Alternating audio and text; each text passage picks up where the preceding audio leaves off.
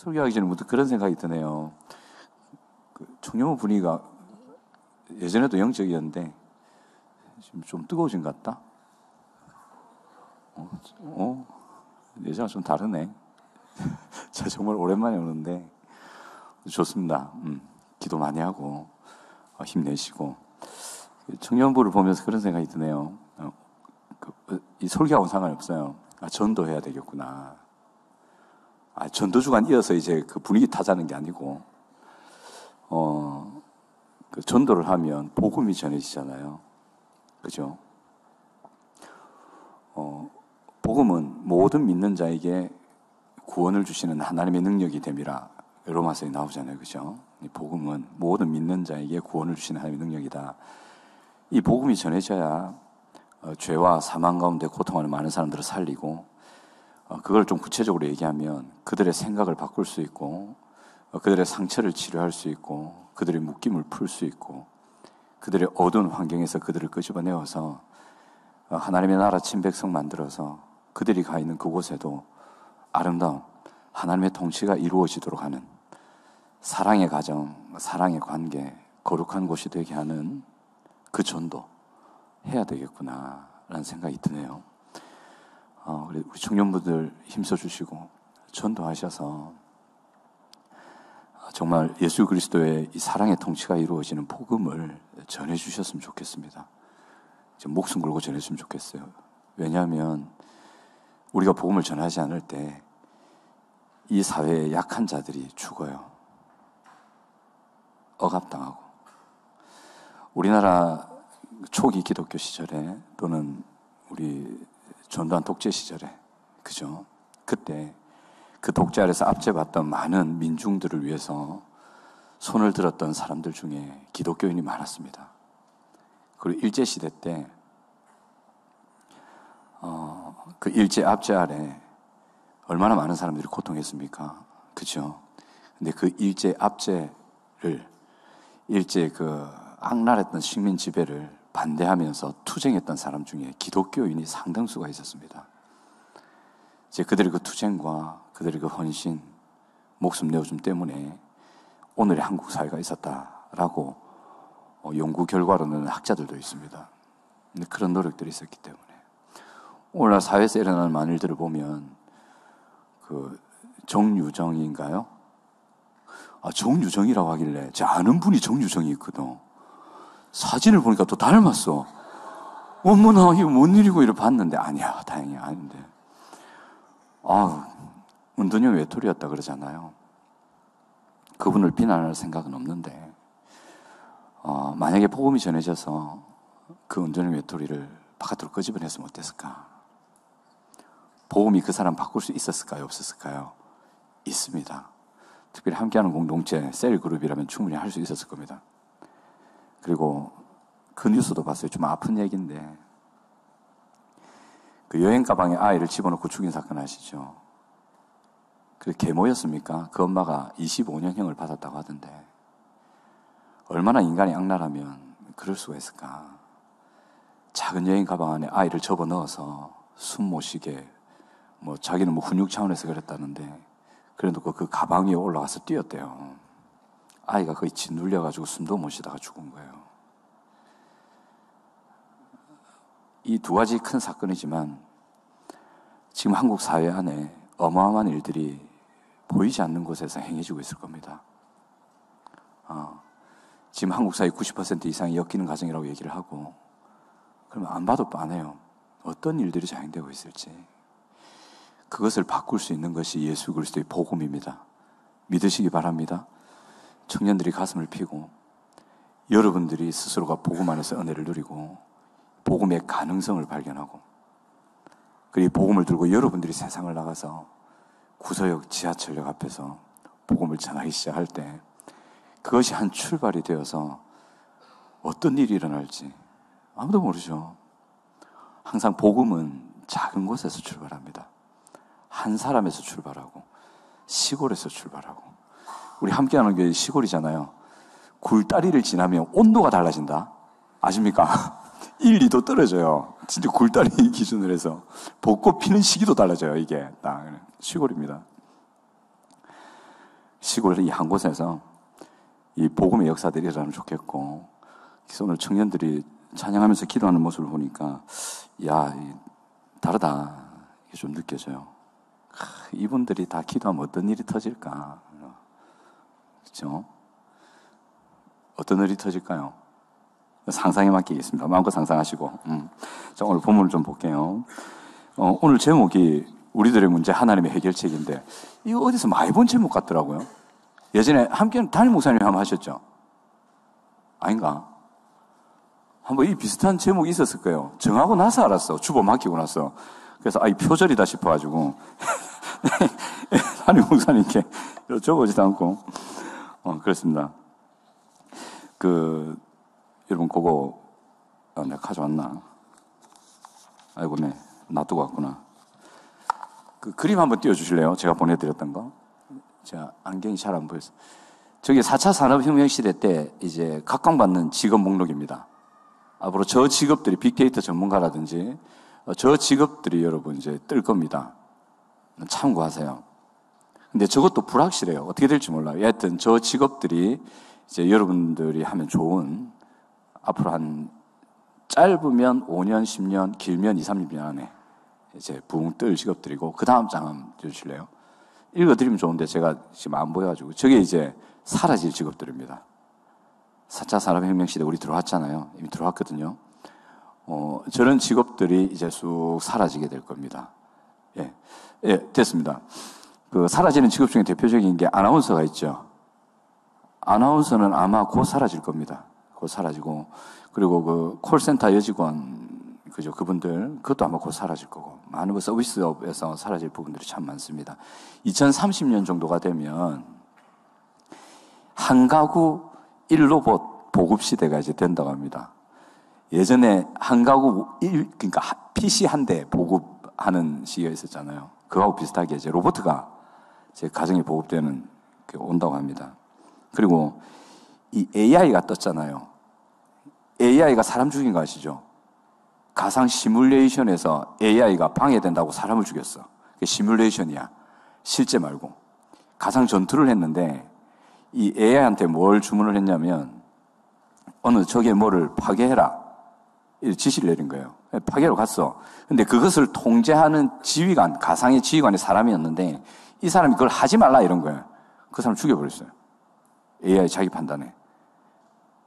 그러니까 이 AI가 이제 살 뜬단 말이에요. 자기 스스로 판단하는 이상한 일들이 뜨는데 이 AI의 영향을 받는 직업들이 이런 것들이 있다고 합니다.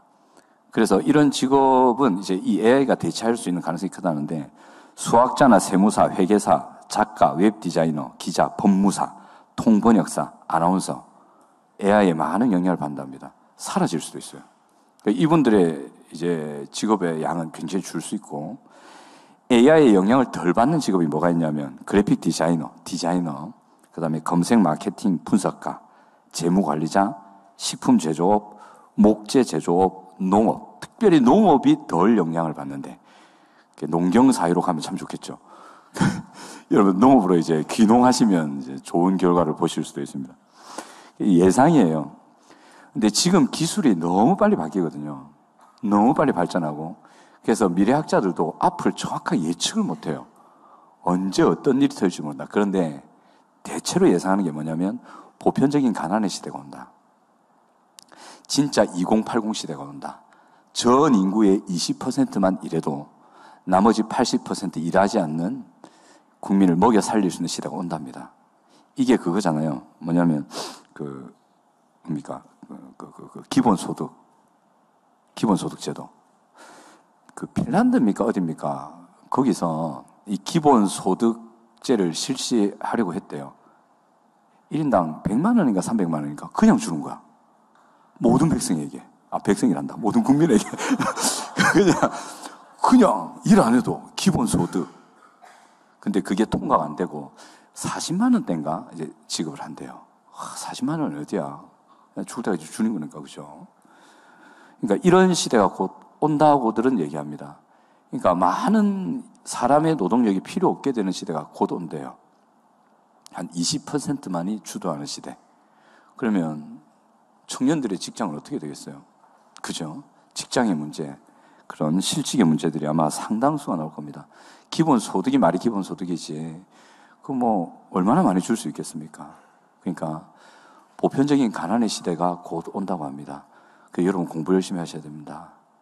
지금 진짜 실력 쌓으셔야 됩니다. 기본소득제, 와, 재수, 이제 일 안 해도 되겠네. 큰일 납니다. 그건 큰일 날 일이고. 정말 지금부터 여러분 실력을 쌓으셔서 이 기술의 발달이 기하급수적으로 늘어나고 있기 때문에 빨리 대비를 하시고 앞장설 수 있도록 앞설 수 있는 실력을 갖추셔야 됩니다. 그래서 지금 이런 너무 이게 빠르게 변화되다 보니까 어떻게 변화될지 예상조차 힘들고 뿐만 아니라 이 직업의 문제뿐만 아니라 결혼의 문제. 여러분 결혼 상대 있으십니까? 대답이 없으시네. 결혼에 관심이 없으신가? 하나님 나라 때문에 하나님 나라 위해 일하신다고. 저는 그랬습니다. 저는 하나님 나라 일 공부 때문에 진짜 결혼에 관심이 없는 사람이었거든요. 근데 27인가? 27에 사모님을 보니까 결혼 생각이 나더만요. 그냥 결혼해야 되겠다. 공부고 뭐고 이런 생각이 나더라고요. 요즘 결혼 문제가 심각하죠. 출산 문제, 특별히 영끌 쪽, 이 집 샀다가 지금 망하는 사람 한둘 아니잖아요. 주택 문제, 이런 많은 우리들 문제가 있습니다. 또 가족 문제, 친구 문제, 연인 문제 많이 있죠. 그런 실제 우리가 삶에서 겪고 있는, 피부로 접하고 있는 많은 고통스러운 문제들이 있습니다. 오늘 본문에 보시면 7장 13절에 우리 같이 한번 읽어볼까요? 시작. 혹 내가 하늘을 닫고 비를 내리지 아니하거나 혹 메뚜기들에게 토산을 먹게 하거나 혹 전염병이 내 백성 가운데 유행하게 할 때. 그렇죠. 이 당시가, 요 본문의 말씀이 나올 당시가 농경 목축 사회였거든요. 그러니까 농사를 지어서 살았고 소, 양, 돼지를 키워갖고 살았던 시기입니다. 그러니까 이 시기에 비가 안 온다. 현실적으로 굉장히 큰 문제인 거죠. 이 현실에서 이제 겪는 재난이라 볼 수 있죠. 그리고 메뚜기들이 날아오잖아요. 여러분 지금 메뚜기가 함께하는 게로 왁 날아온다 생각해 보십시오. 겁납니까? 안 겁나죠. 우리 안에 있으면 되잖아. 메뚜기는 아무 거 없어 요즘에는. 근데 당시에만 해도 메뚜기가 떴다. 그럼 농작물 그냥 끝나는 거죠. 그냥 굶어 죽어야 되는 거예요. 현실의 문제죠. 그다음에 전염병이 유행했다. 요즘 코로나 아직도 돌고 있죠. 코로나 겁나십니까? 이제 겁은 크게 안 나죠. 이제 감기 좀 심한 거 정도다고 여겨지시죠. 이 당시에 전염병은 불치병이었거든요. 요즘 묵상하고 계시는 그 나병, 그 다음에 유출병들이라든지 대체로 이게 전염병이었습니다. 전염병이 이제 불치병이었습니다. 그러니까 이 전염병이 돈다. 그럼 그 사회 자체가 그냥 재난이 닥친 거예요. 굉장히 어려운 문제거든요. 그러니까 이게 닥치면 그 사회와 그 가정과 그 공동체가 현실적인 문제에 부딪히게 되는 거예요. 굉장히 고통스럽게 되는 거죠. 근데 이런 문제가 왜 생기는가 이렇게 얘기를 해봅니다. 이 문제가 왜 생기냐면 하나님을 떠나서 그렇다라고 오늘 본문은 그렇게 얘기합니다. 잠시 오늘날 우리 지금 시기로 가져와 보면 지금 우리가 겪고 있는 직장 문제, 결혼 문제, 주택 문제, 성경은 그래 얘기해요. 하나님을 떠나서 그런 거라고. 그거하고 도대체 무슨 상관이냐. 하나님을 떠나서 생긴 문제일 수도 있다. 그 외에 우리가 겪는 가정의 문제, 관계의 문제, 여러 가지 문제들이 하나님을 떠나서 생긴 문제일 수도 있다라고 오늘 성경에서 말합니다. 7장 19절에 한번 보시면 같이 읽어볼까요? 시작. 그러나 너희가 만일 돌아서서 내가 너희 앞에 둔 내 율례와 명령을 버리고 가서 다른 신들을 섬겨 그들을 경배하면, 이 말이거든요. 이렇게 하면 내가 너에게 준 그 땅에서 쫓아내겠다, 뽑아내겠다. 그렇게 얘기를 하십니다. 실제로 이 일이 일어나죠. 포로로 잡혀가는 일들이 생기지 않습니까? 여러 번 잡혀갑니다. 그런데 여기서 너희가 만일 돌아서서, 이 말이 뭐냐면 자기 스스로 하나님을 떠났다는 말이에요. 자기 스스로 마음을 돌이켜서 하나님을 떠나는 일을 말합니다. 7장 22절 한번 볼까요? 22절을 한번 같이 읽어보겠습니다. 시작. 대답하기를 그들이 자기 조상들을 애굽 땅에서 인도하여 내시 자기 하나님 여호와를 버리고 다른 신들에게 붙잡혀서 그것들을 경배하며 섬김으로 여호와께서 이 모든 재앙을 그들에게 내리셨다 하리라 하셨다. 여기서 붙잡혀서 나오죠. 이 붙잡혀서는 끌려갔다는 말이에요. 다른 신들에게 이제 끌려갔다는 거죠. 그래서 영향을 받았다 이 말입니다. 그래서 이스라엘 백성들의 삶에 나타나는 포로로 잡혀가는 일들, 흉작이 일어나고 어떤 문제가 터져서 포로로 잡혀가고 여러 가지 많은 일들이 생기는 재앙과 같은 그런 일들의 원인이 이 하나님의 백성들이 하나님의 백성으로서의 가치와 삶을 스스로 버렸고, 그리고 이 하나님의 백성들이 하나님의 백성이 아닌 세상의 영향을 받아서 이런 일들이 생겼다라고 성경은 얘기를 합니다. 근데 이 시대 사람들이 진짜 그렇게 믿었을까? 정말 그렇게 믿었을까? 여러분들도 이게 잘 받아들여지지 않는 분들이 있을 수도 있어요. 예레미야 시대에 예레미야가 그랬죠. 우리가 포로로 잡혀가는 거 하나님을 떠나서 그런 거다. 하나님 앞에 잘못해서 그런 거다. 그랬더니 그 왕들과 백성이 예레미야를 어떻게 했습니까? 구덩이에 던져버리잖아요. 그런 말도 안 되는 소리를 하냐. 우리가 국방력이 약해서 그렇지. 돈이 없어서 그렇지. 뭔 하나님을 떠나서 그랬단 말이에요. 심지어는 어떤 선지자들이 그 하나님을 떠난 왕 앞에 가서 왕이시여, 지금 이 재난은 우리가 하나님을 떠나서 생긴 것입니다라고 얘기하니까 왕이 그 선지자를 죽여버렸어요. 뭔 헛소리 하냐. 국방력이 약해서 그렇다. 군사력이 약해서 그렇다. 저 애굽에 가서 원조 좀 달래라.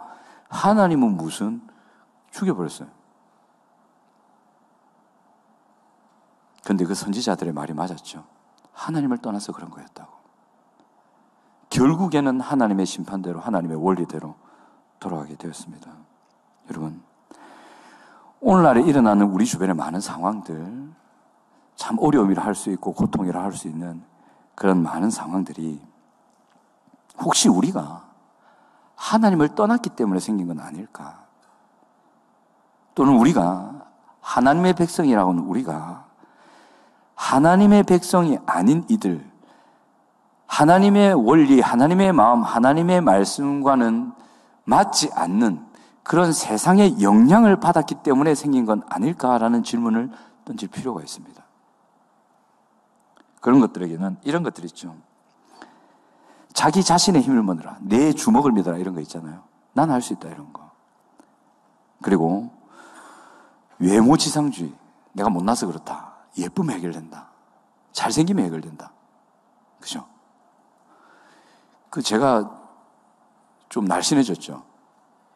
해결된 게 있어요. 혈압이 해결되더라. 혈압이 떨어지더라, 혈압이. 그 외에는 별로 해결된 게 없어. 몸 좀 가벼워졌다 보이고. 외모지상주의. 그 다음에 물질 만능주의. 돈 있으면 된다. 물질 만능주의. 그리고 개인주의와 이기주의죠. 내 걸 먼저 챙기고 공동체보다는 그 개인을 위주로 하는 거. 그 다음에 자기중심주의. 자기 뜻대로 하는 거야. 내가 옳다는 것이. 다른 사람의 얘기를 듣지 않아요. 그리고 인본주의, 인간중심, 이성중심의 사회를 만들어가죠. 이성이 최고다는 거야. 하나님의 뜻이고 뭐고 막 증명도 안 되는 그런 거 뭐 말하노. 인간의 이성이 최고지. 이 과학주의죠. 그렇게 가는 겁니다. 이런 세상의 영향을 받고 혹시나 내가 하나님 중심에서 떠나서 이런 것들로 나 스스로 물들어간 건 아닌지, 혹시 이런 것들 때문에 우리에게 재난과 어려움을 닥친 것은 아닌지 우리가 생각해 볼 필요가 있습니다. 여러분, 이렇게 하나님의 백성들이 하나님을 경배하고 섬기는 것에서 떠날 때, 세상의 영향을 받아서 하나님의 원리를 떠날 때에 현실적 삶에서 고통과 어려움을 겪게 될 수 있는 그런 일들이 있습니다. 일인데, 엮이는 가정에 대표적인 현상 10가지가 있거든요. 엮이는 가정의 대표적인 현상 10가지가 있습니다. 그 10가지들의 내용을 지금 제가 다 기억을 못하고 여기까지 있는데, 그 내용들을 보면 하나님께서 우리에게 말씀하신 그 가정과 삶의 기준에서 굉장히 벗어나 있습니다. 그리고 엮이는 과정에서 숨기는 과정으로 돌아왔을 때에 그 숨기는 과정이 가지는 그런 기준들이 참 하나님께서 우리에게 서로 사랑하라 하신 그 말씀의 기준에 참 많이 가까워져 있습니다. 그래서 우리에게 일어나는 가정의 문제나 여러 가지 사회의 문제, 그런 문제들이 하나님의 원리에서 떠나서 그렇다라고 우리가 볼 수 있는 거죠. 하나님께서 우리에게 말씀하신 그 삶의 원리와 그 관계의 원리들을 떠났기 때문에 그런 일이 생긴다라고 볼 수가 있습니다. 그런데 오늘 본문에서는 분명히 하나님께서 그 현실적인 고통과 재난의 원인이 하나님을 떠나서 생긴 것이다. 그렇게 얘기하고 있습니다. 근데 이렇게 고통이 생기는 것을 세 가지로 좀 나눠보면 첫 번째가 하나님께서 그런 고통을 겪도록 역사하셨기 때문에 실제로 어려움을 겪는 수가 있어요. 하나님께서 그 고통을 주시는 경우가 있어요. 직접. 그리고 두 번째는 어떤 경우냐면 하나님의 백성이 실수와 잘못했기 때문에 당연한 결과로서 겪는 것이 있을 수도 있어요. 만약에 예수 믿는 사람이 마약을 했다. 감옥에 갇히죠. 들켰어요. 그럼 감옥에 갇히겠죠. 잡혀가겠죠. 그게 하나님께서 벌을 내리신 겁니까? 그거는 사회 제도가 그래 만들어 놓은 거예요. 그죠? 이런 경우를 말하고 세 번째가 있는데 이게 뭐냐면 하나님의 백성이 잘못한 건 아닌데 사회적인 악과 부조리 때문에 하나님의 백성이 실제로 어려움을 겪을 수가 있습니다. 자기 왼쪽 오른쪽 앞뒤 사람 한번 보실래요? 천사처럼 보입니까? 죄인처럼 보입니까? 어때 보여요?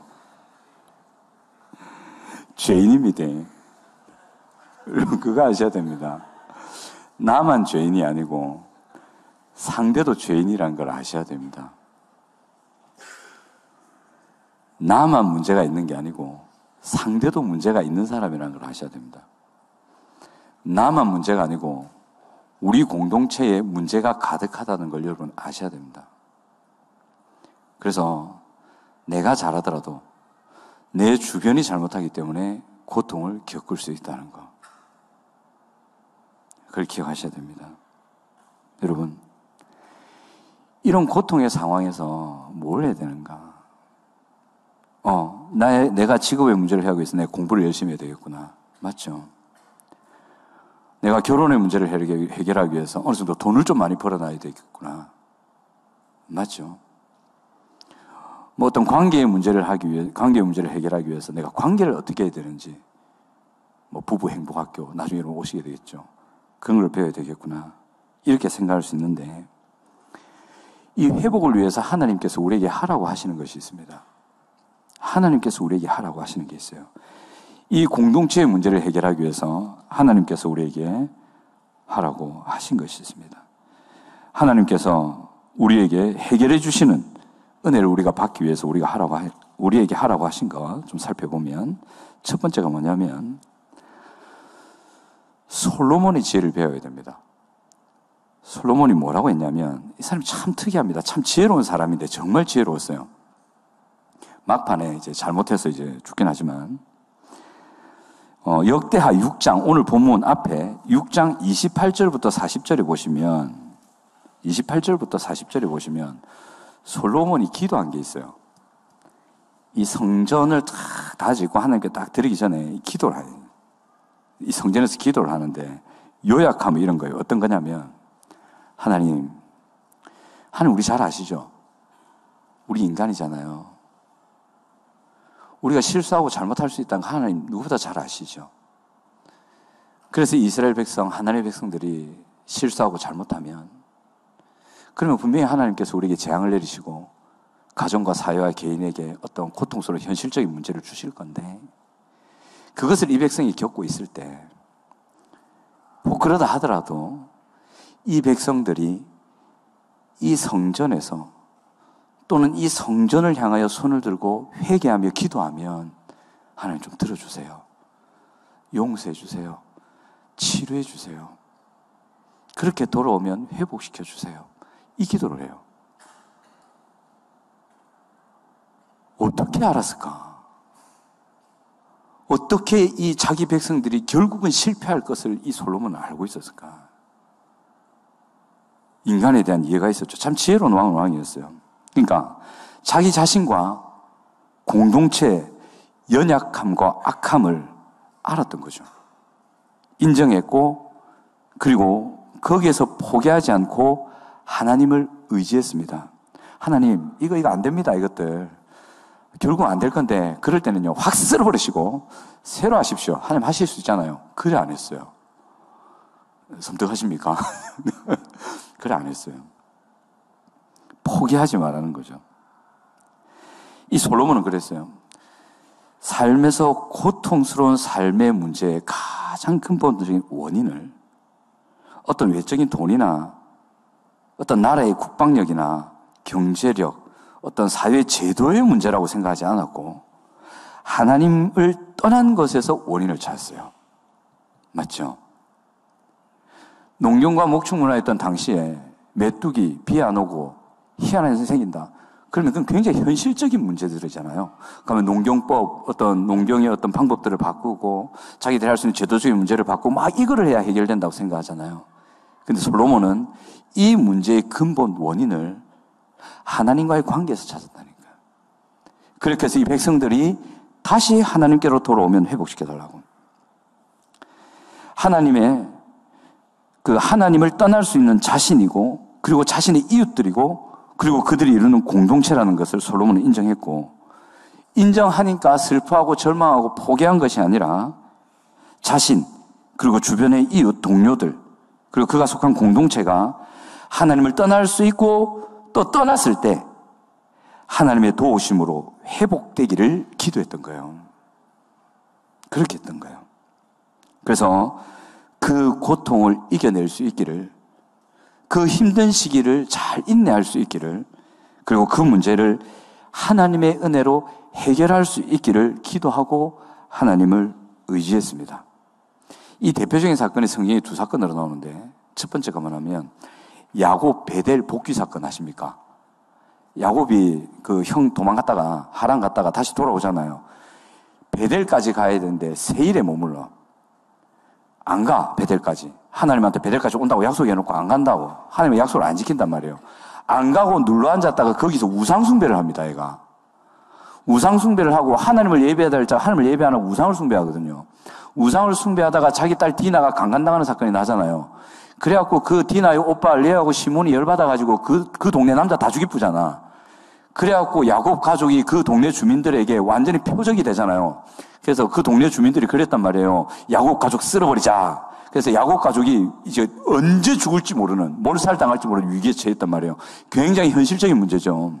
자기 자녀가 어려운 일 당하고 자기 두 아들 정신도 없는 놈들이 그 살인을 저지르고 막 현실 문제 확 봉쇄했단 말이에요. 이때 하나님께서 야곱에게 한 말이 다시 베델로 올라가라. 그래서 야곱이 뭘 했냐면 자신에게 있던 자신 가족에게 있었던 우상들을 다 떼어냅니다. 장신구들을 다 정리하고 하나님 앞에서 삶을 회복하고 하나님이 가라는 베델로 가요. 거기서 조금만 움직이면 이방 민족들에게 살인당해요. 죽어요. 움직이면 안 되는 상황이거든요. 근데 하나님이 가라 그래. 정리하고 가라. 떠나라 얘기하시거든요. 그 말씀 앞에 야곱이 순종을 합니다. 포기하지 않고 절망하지 않고 그 현실의 문제 앞에서 하나님의 뜻을 구하고 그 뜻에 순종합니다. 그래서 야곱이 삽니다. 말도 안 되는 얘기입니다. 성경에 보면 코미디입니다, 이게. 여러분, 성경이 믿어지십니까? 젊은이들이요, 성경이 믿어지십니까? 안 믿나?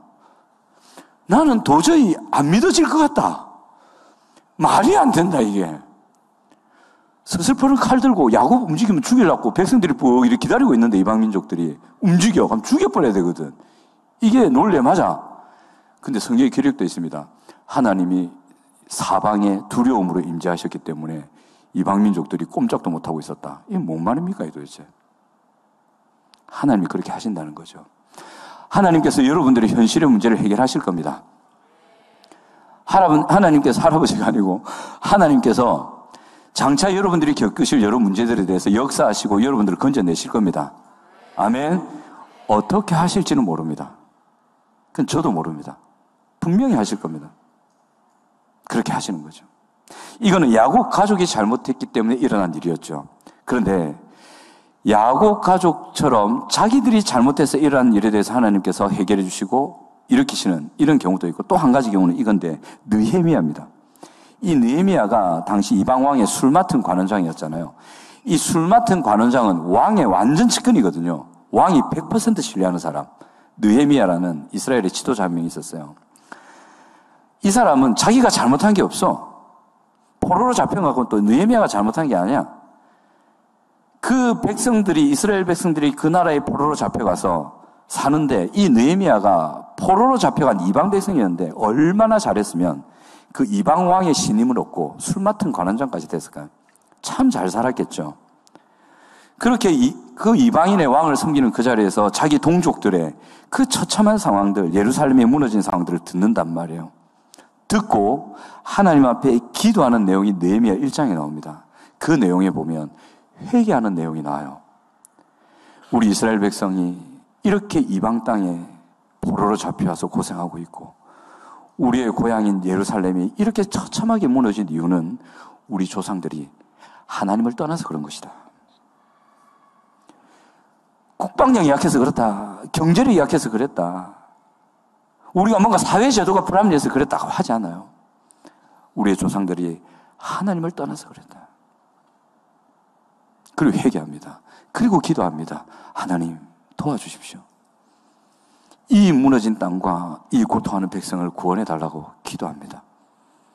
느헤미야는 아무 잘못한 게 없어요. 이렇게 자기 자신은 아무 잘못이 없는데 그 주변의 여러 환경들과 사람들의 실수와 잘못 때문에 어려움을 겪는 경우도 있단 말이에요.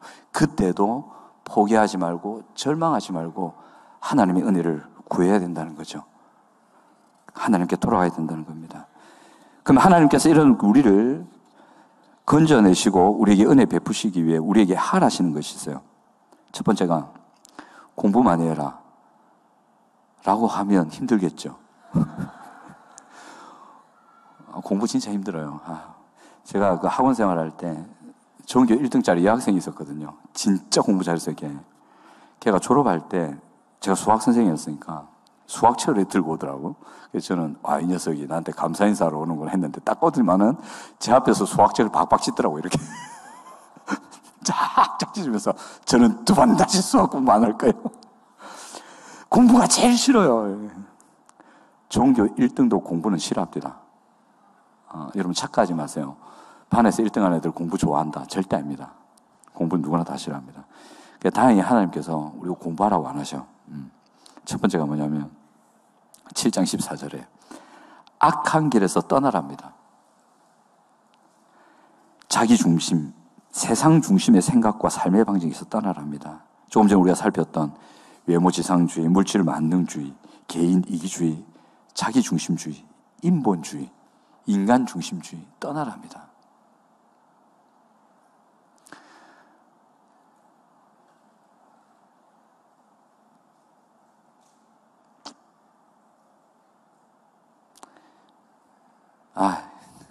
그 얘기 해줄까? 안 해. 해줄게. 많은 상담 심리학자들이 인본주의자들입니다. 심지어는 기독교 상담학자나 기독교 심리학자들도 인본주의인 경우가 많습니다. 인본주의이기 때문에 어떤 문제가 생기냐면 그들의 상담 이론에는 하나님의 성령의 역사나 기도를 간절해야 된다는 내용이 없습니다. 그들이 인본주의인 증거가 뭐냐면 그들이 가르치면은 사람의 방법으로 할 수 있다는 거예요. 어떤 과정과 어떤 이런 과정을 거치면 그 사람이 회복될 수 있다, 이렇게 가르치거든요. 거기에 성령과 기도는 없습니다. 하나님의 개입이 없습니다. 그게 기독교 인본주의자들입니다. 기독교인인데 인본주의라 희한하죠. 사람의 힘으로 할 수 있다는 거예요. 그런 기독교 인본주의자들의 상담 이론이 많은 교회를 휩쓸었기 때문에 교회가 기도가 죽었습니다.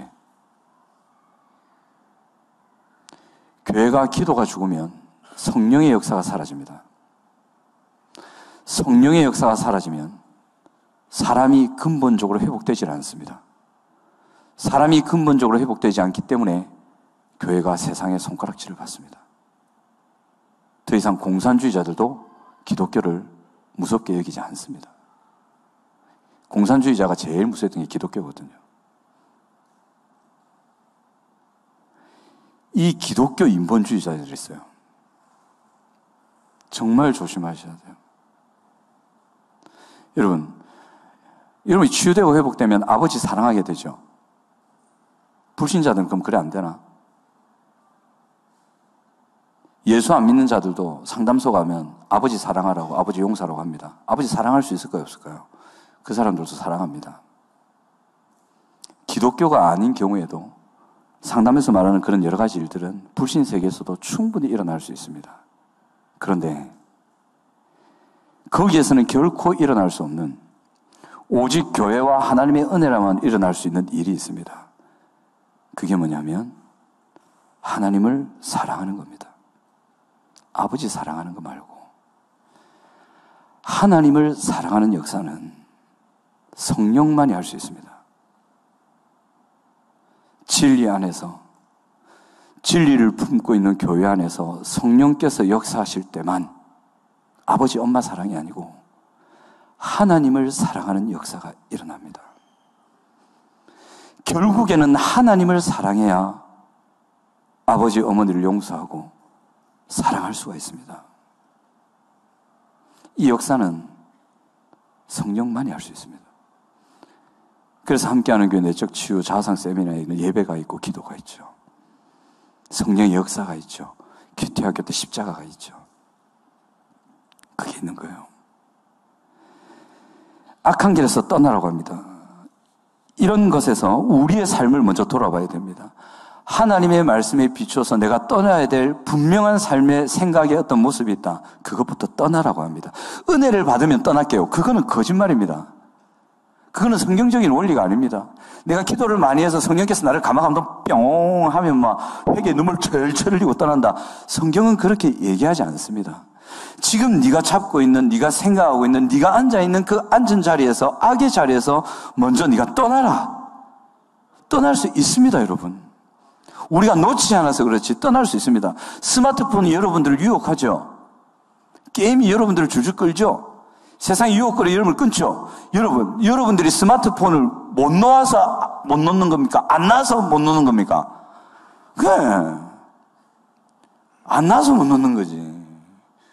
뭐 스마트폰에 본드가 붙었습니까? 손에 못 떼가지고 막 이런다. 그건 아니잖아요. 먼저 악에서 떠나라고 합니다. 그 다음에 낮추라고 합니다. 하나님의 말씀, 하나님의 원리, 하나님의 생각이 맞다는 것을 인정하라는 겁니다. 이 낮추다는 말은 이 보시면 스스로 낮추고 되어 있죠. 낮추다는 겸손해져라, 낮아져라, 복종해라, 뭔가의 아래로 들어가라, 무릎을 꿇고 복종해라는 뜻입니다. 그래서 하나님의 생각과 하나님의 뜻 아래에 자기를 두는 거죠. 내 생각, 내 논리, 내 방법, 내 뜻이 있어요. 근데 그걸 다 뒤로 하고 하나님의 뜻에 고개를 숙이는 거예요. 다윗이 잘했던 게 이거예요. 다윗은 왕이라서 자기 생각대로 마음대로 할 수 있었단 말이에요. 근데 나단 선지자가 딱 들어와서 하나님의 뜻을 딱 전하니까 그 자리에서 바로 고개를 숙여요. 자기 생각, 자기 논리, 자기 짐작이 안 빠져요. 세상 방식이 안 빠져요. 철저히 하나님의 선지자의 말씀 앞에 자기를 탁 낮춥니다. 고린도후서 10장 5절에 하나님 아는 것을 대적하여 높아진 것을 다 무너뜨리고 모든 생각을 사로잡아 누구에게 복종하게 하니? 그리스도에게 복종하게 하니. 그러니까 우리의 생각, 하나님을 대적해서 높아진 우리의 생각의 틀들, 우리의 경험들, 우리의 논리들, 우리의 이성들을 다 뒤로 하고 그것에 어떤 한켠에 하나님의 말씀을 끼는 것이 아니라 그걸 다 뒤로 하고 모든 생각을 다 사로잡아서 그리스도의 논리로 딱 가져오는 거죠. 그래서 하나님의 말씀의 원리에 비춰서 아니다 싶을 때는 아니다 그러고 그 하나님의 논리에 비춰서 맞다 싶을 때는 맞다라고 인정하는 그것으로 돌아오라는 거예요. 그리고 기도하여 내 얼굴을 구하면 돼 있죠.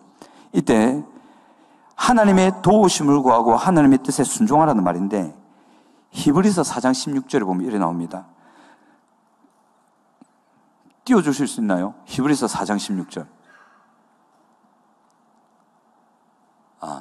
히브리서 4장 16절. 뜨는구나. 자, 시작. 그러므로 우리는 긍휼하심을 받고 때를 따라 돕는 은혜를 얻기 위하여 하나님의 은혜 보좌 앞에 담대히 나아갈 것이니라. 이게 때를 따라가 적시에 바로 그 적당한 바로 그 때란 말이거든요. 여러분, 하나님께서 여러분들을 적당한 때에 가장 알맞은 때에 도우시는 역사로 함께 하실 수 있습니다. 믿으시기 바랍니다.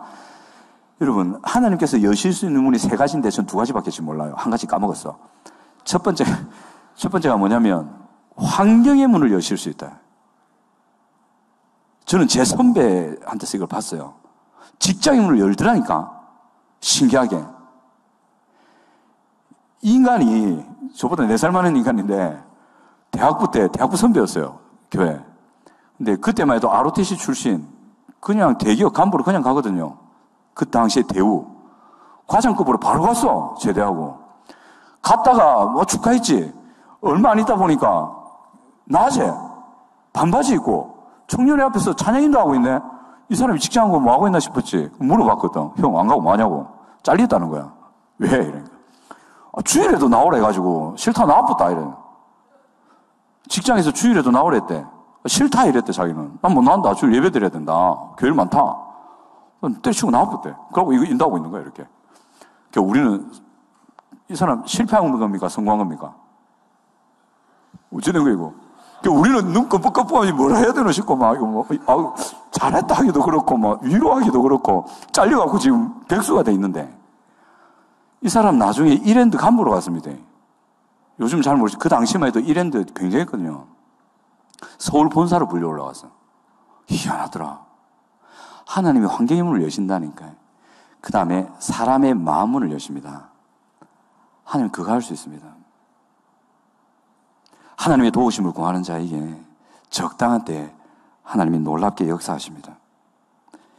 이래 하나님의 도우심을 구하고 하나님의 얼굴을 구하라 돼 있잖아요. 하나님의 얼굴을 구한다는 게 뭐냐면 은혜 이게 아니고 시편 24편 4절에서 6절 나옵니다. 한번 띄워주실래요? 시편 24편 4절에서 6절입니다. 우리 같이 한번 읽어봅시다. 시작. 고 손이 깨끗하며 마음이 청결하며 뜻을 허탄한 데에 두지 아니하며 거짓 맹세하지 아니하는 자로다.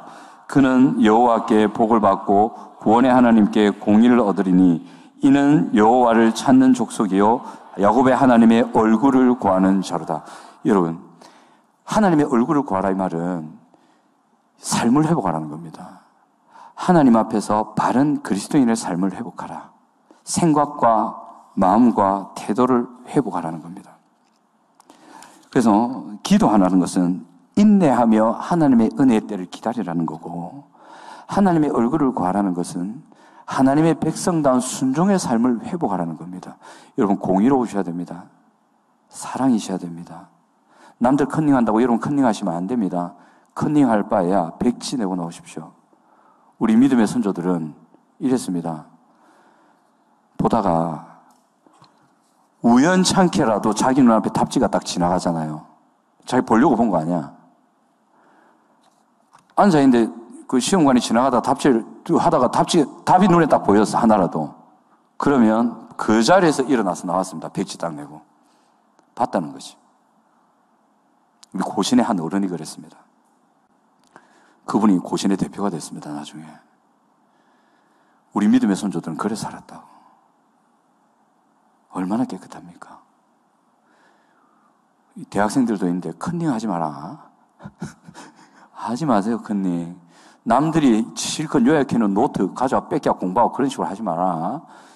여러분들이 요약해서 나눠줄지언정. 정의롭게 공의롭게 사랑으로. 그게 얼굴을 찾는 사람이에요. 그렇게 하면 하나님께서 무슨 일을 하시는가? 여기서 많은 사람들이 오해하거든요. 청년들이 여기서도 굉장히 오해합니다. 조금 전에 환경의 문을 여신다, 사람의 마음을 문을 여신다니까 하나님한테 의지하면 나 되겠네 이렇게 생각하거든. 그게 아니라 뭐냐면 하나님께서 뭘 하시냐면 혹시 우리가 잘못해서 실수해서 어려움을 겪게 되고 하나님의 뜻을 떠나서 곤란, 심지어는 재난이라는 상황을 겪고 있다. 그럼 하나님 보실 때 밉잖아요. 하나님 말씀에 그래 순종하라고 안 하고 떼부리고 막 불순종하고 막 지 맘대로 하다가 그래 됐으니까. 그런데 하나님 뭐냐면 7장 15절에 한번 읽어볼까요? 오늘 보면 7장 15절 시작. 이제 이곳에서 하는 기도에 내가 눈을 들고 귀를 기울이니 16절. 이는 내가 이미 이 성전을 택하고 거룩하게 하여 내 이름을 여기에 영원히 있게 하였음이라. 내 눈과 내 마음이 항상 여기에 있으리라. 하나님은 절대 버리거나 포기하지 않는다는 거죠. 하나님 이것부터 하십니다. 하나님은 여러분들이 뭘 잘못하시고 하나님 앞에서 실수하고 잘못할 때도 결코 여러분들을 버리지 않으십니다. 하나님 이것부터 하세요. 포기하지 않으세요. 이게 견인의 교리인데 견인이란 말은 끄는 게 아니고 견고하게 참는다 이 말이에요. 오래 참으면서 여러분들을 떠나지 않으시고 포기하지 않으십니다. 그 말씀을 하시는 거였고, 그 다음에 뭐냐면 기도하여 내 얼굴을 찾으면 14절에 내가 하늘에서 듣고 그들의 죄를 사하고 나와 있죠. 이 죄를 사한다는 말은 뭐냐면 은혜를 준다는 말이에요. 하나님과 우리 사이를 가로막는 유일한 한 가지가 있습니다. 그게 뭔지 아십니까? 죄입니다. 근데 그 죄를 사하고 용서한다는 말은 이 하나님과 우리 사이에 하나님께서 우리에게 은혜를 베푸시고 역사를 베푸시고 섭리를 베푸시는데 이 죄가 딱 가로막고 있는 거예요. 근데 그것을 용서를 딱 해버리면 우리에게 우리의 삶에 무너지고 깨트려지고 고통하고 눈물겨운 상황을 건지시고 섭리하시고 해결하시는 은혜가 흘러올 수 있다는 것이. 죄를 사한단 말이지 그걸 주겠다는 말이에요. 아멘. 그걸 주시는 거죠. 그래서 우리에게 섭리하시고 우리의 삶에 역사하십니다. 그래서 우리를 깨닫게 하시고 환경의 문을 여시고 사람의 마음을 바꾸셔서 만나게 하시고 또 어딘가로 걸어가게 하시고 선택하게 하시는 일들을 하신다는 거죠. 이게 대표적인 게 아이성 사건이에요.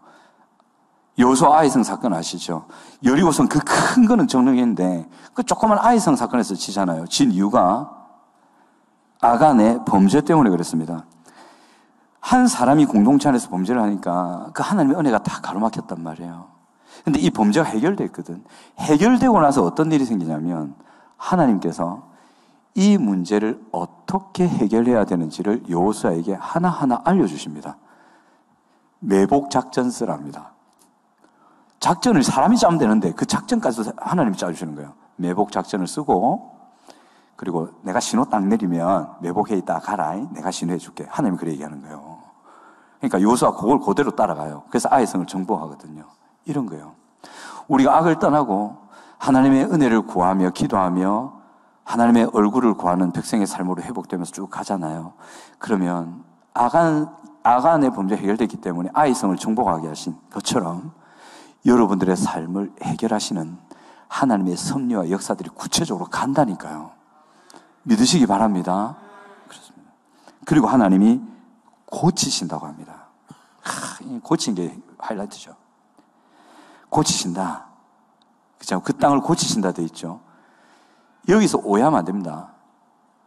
고치신다고 하니까 내 직장의 문을 열어주신다 이래 생각한대. 고치신다 생각하니까 남친 여친 생기게 해주신다 이래 생각한대. 고친다 하니까 무슨 내가 가지고 어떤 문제를 해결해 준다 이래 생각한다니까. 아닙니다. 하나님이 고치는 건 그게 아닙니다.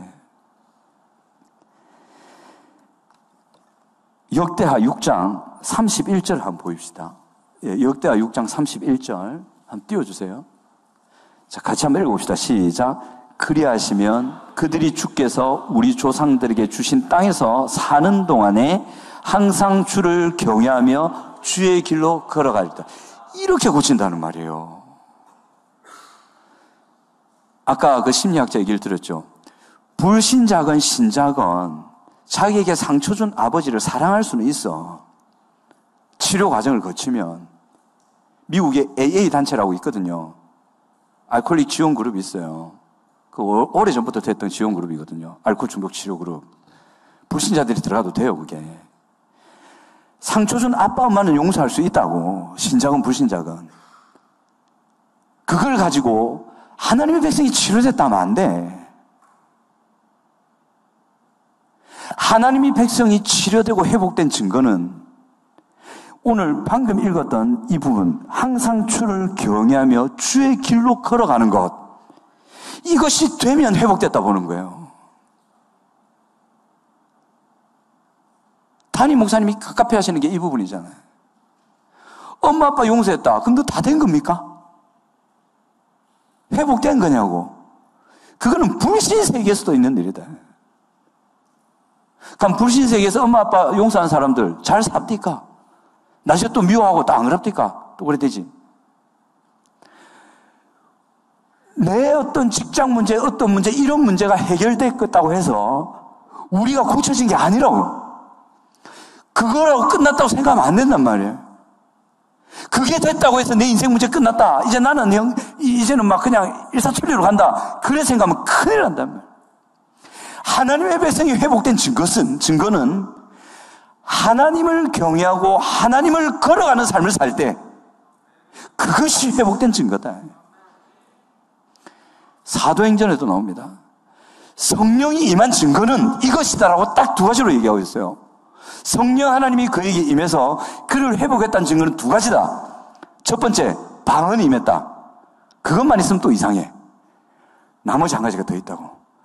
하나님을 높인다. 성령이 임한 증거는 하나님을 높이는 겁니다. 하나님은 이렇게 고치십니다.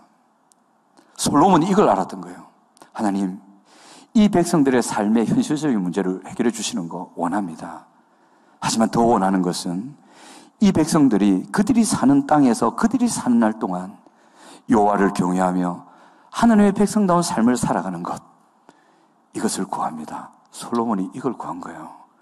이게 진짜 고쳐짐과 회복의 모습이거든. 이것이 중요합니다. 하나님은 여러분들을 이렇게 고치기를 원하십니다. 그래서 본문에 보시면 저기 19절 한번 보실래요? 19절 보시면 같이 읽어보겠습니다. 시작. 그러나 너희가 만일 돌아서서 내가 너희 앞에 둔 내 율례와 명령을 버리고 가서 다른 신들을 섬겨 그들을 경배하며. 자, 여기 보면 섬겨와 경배하면 나오죠. 경배와 섬김이 나옵니다. 그죠?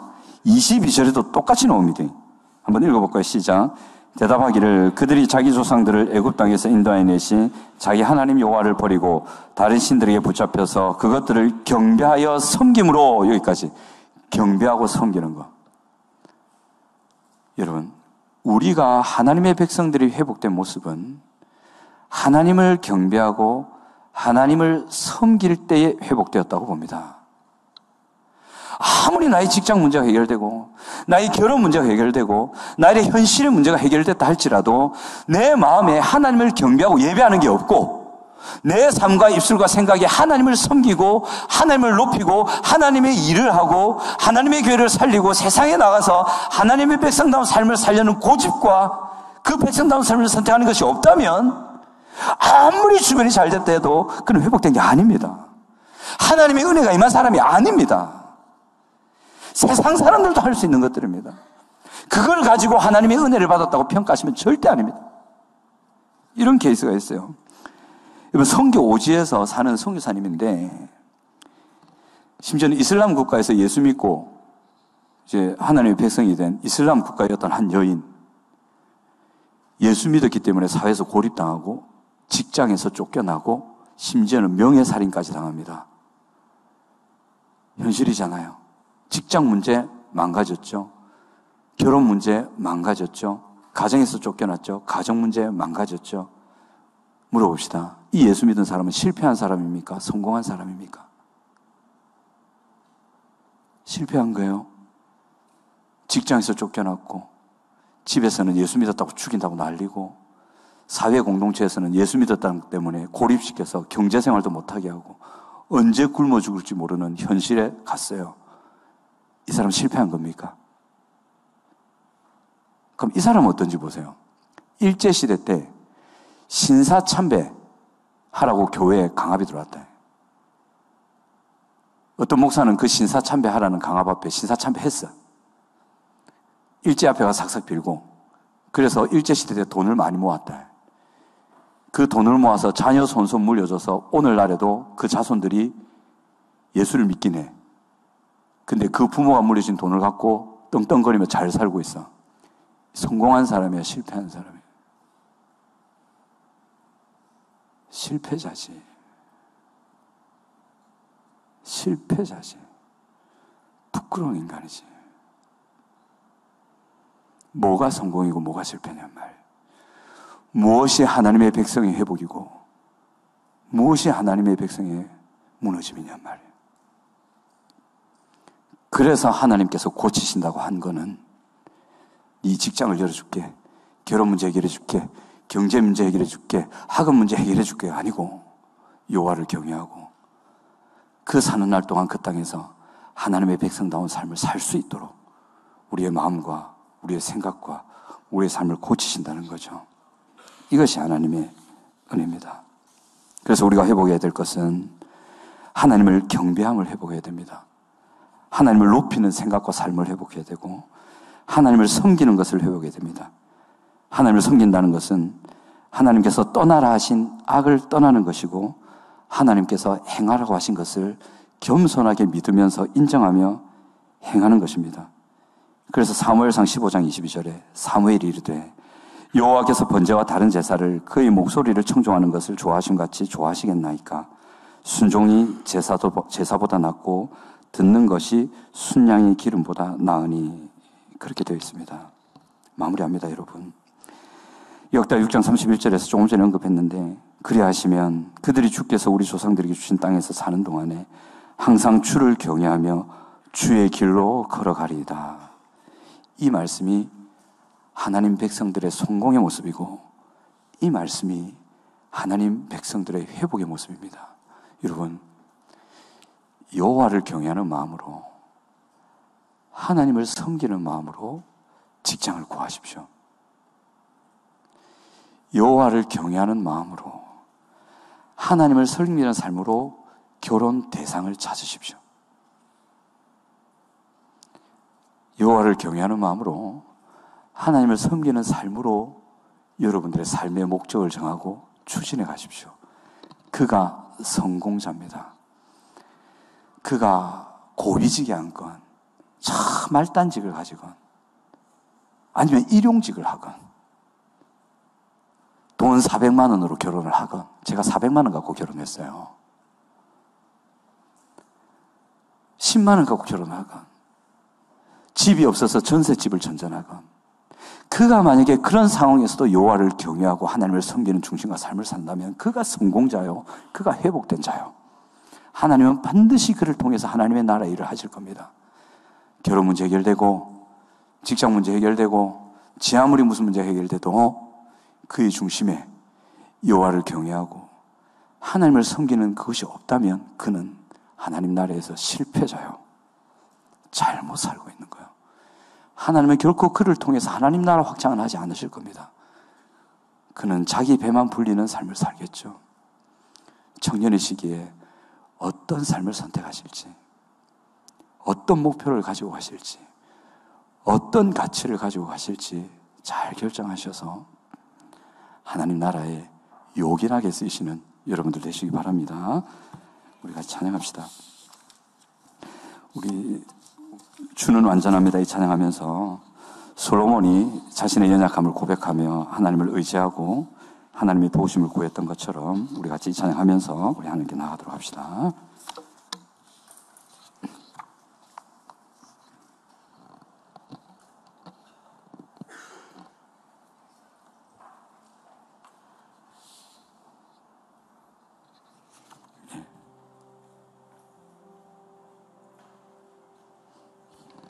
주여, 우린 연약합니다.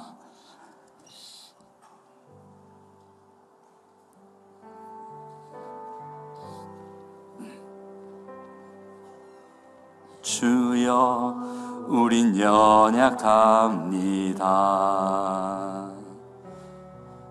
우린 오늘을 힘겨워 합니다. 주 뜻 이루며 살기엔 부족합니다. 우린 연약합니다. 주여, 우린 넘어집니다. 주여, 우린 넘어집니다. 오늘 하루 또 실수함. 그래서 포기하는 것이 아니라 하나님께 나갑니다. 주의 긍휼을 구하는 죄인입니다. 우리 한 번 더, 우린 연약합니다. 고백하며 갑시다. 주여, 우린 연약합니다. 우린 오늘을 힘겨워 합니다. 주 뜻 이루며 살기엔 부족합니다. 우린 주여, 우린 넘어집니다. 주여, 우린 넘어집니다. 괜찮습니다. 하나님께 나가면 됩니다. 오늘 하루 또 실수합니다. 주의 긍휼을 구하는 죄인이 하나님의 은혜를 구합니다. 우리 주만 바라봅니다. 한없는 주님의 은혜, 한없는 주님의 은혜, 온 세상 위에 넘칩니다.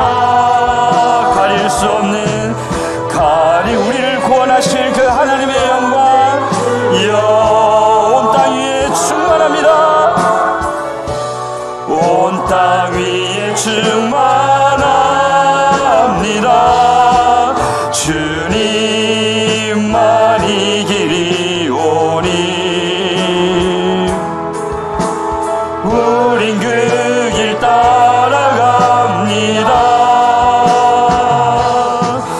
그날에 우릴 이루신 주는 완전 한없는 주님의 은혜, 한없는 주님의 은혜, 온 세상 위에 넘칩니다. 가릴 수 없는 주 영광, 온 땅 위에 충만합니다. 주님만 이 길이 오니 우린 그 길 따라갑니다. 그날에 우릴 이루신 주는 완전합니다. 우리 이제 한번 기도하겠습니다. 기도하실 때에 우리 한번 딱 기도하고 마치겠습니다. 하나님, 우린 연약합니다. 우리는 부족합니다. 우리는 악합니다. 우리뿐만 아니라 우리가 처해 있는 환경이 고통스럽습니다. 하지만 이 모든 것에서 우리를 건질 수 있는 분이 하나님이심을 믿습니다. 하나님이 주신 해결책을 따르게 하시고 하나님을 경외하며 하나님을 섬기는, 여호와를 경외하는 우리의 삶을 회복할 수 있도록 도와주시옵소서. 하나님의 은혜가 가득함을 믿습니다. 하나님, 이 은혜를 흘리는 통로가 되게 하시고 죄로 고통하는 이 세상을 살리는 하나님의 은혜의 통로로 도구로 우리 또한 쓰임받을 수 있도록 우리 청년의 넘치는 은혜를 부어주시옵소서. 함께하는 교회를 도와주시옵소서. 성령의 강한 바람을 일으켜 주시옵소서. 우리 주여 한번 크게 부르고 간절히 기도합시다. 주여, 할렐루야. 아버지 하나님 은혜를 감사합니다. 이 시간 하나님의 도심과 은혜를 간절히 고민하갑니다. 이 자리에 우리 주의 세월 때 내일 하나님의 가정을 고백합니다. 주여, 우리를 도와주시옵소서. 우리는 연약하고 부족합니다. 아버지 하나님의 신성을 잘못했습니다. 아버지 하나님, 우리를 긍휼히 우리를 주셔서 아버지 우리 악한 길을 따라가게 하시고 우리 하나님의 뜻을 주게 하여 주시고 여호와를 경외하며 섬기는 삶을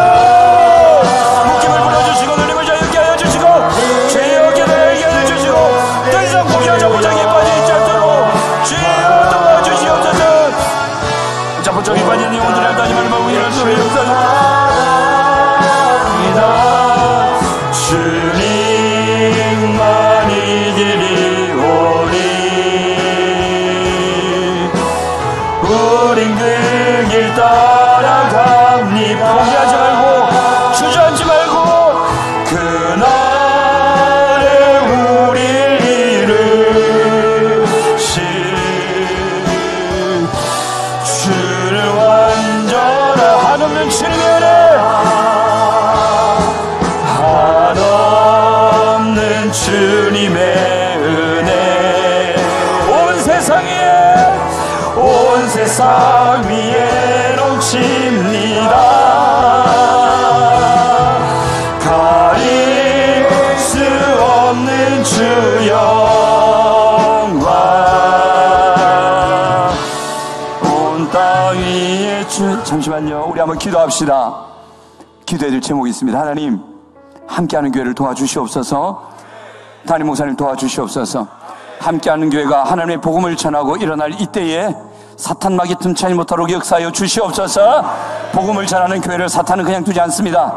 하지만 우리가 더욱더 기도하여 성령의 바람과 성령의 능력과 진리의 검으로 평안의 매는줄로 하나 되게 하심을 지켜가며 이 복음 전하는 사명 감당할 수 있도록 도와주시옵소서.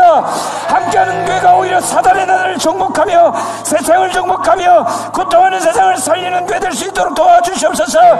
방해하는 모든 걸 떠나게 하여 주시고 담임 목사님 붙들어 주시고 모두의 사랑과 진리 하나 되어 이 사명 풍성히 감당하게 하여 주시옵소서. 우리 주여 한번 크게 부르고 간절히 기도합시다. 주여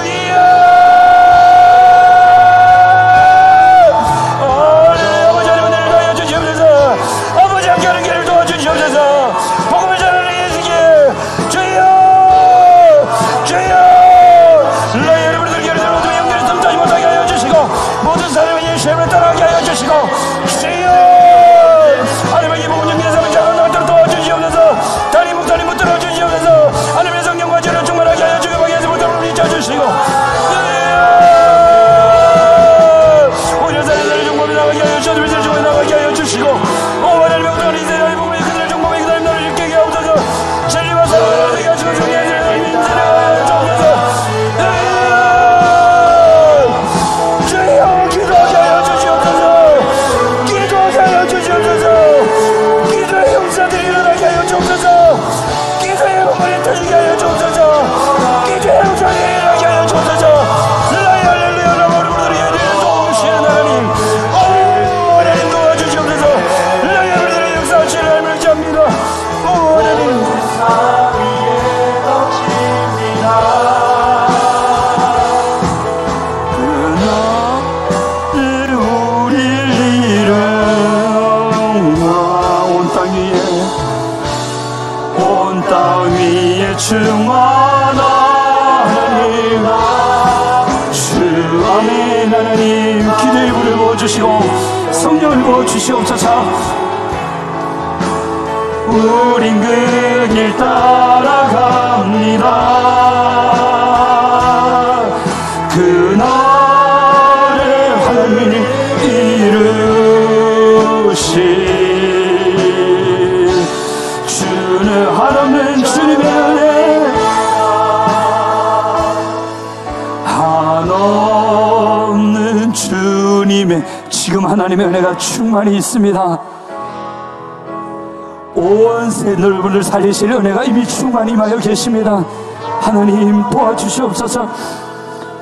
가릴 수 없는 주여 주님의 놀라우신 사랑 온 땅 위 우리의 모든 연약함과 악함을 넘어오시는 하나님의 사랑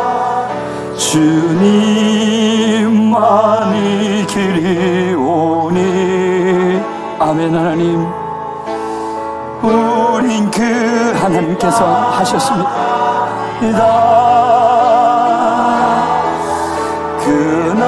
그날에 우리를 이루신 주는 완전합니다. 아버지 하나님 우리의 연약함과 악함이 우리를 향한 하나님의 사랑과 은혜를 가릴 수 없음을 감사합니다. 하나님 우리를 뛰어넘어 오시고 이 시간에 포기하고 자포자기하며 힘들어하는 영혼들을 찾아가 주셔서 하나님 놀라우신 주님의 권능과 사랑의 손으로 일으켜 주시옵소서.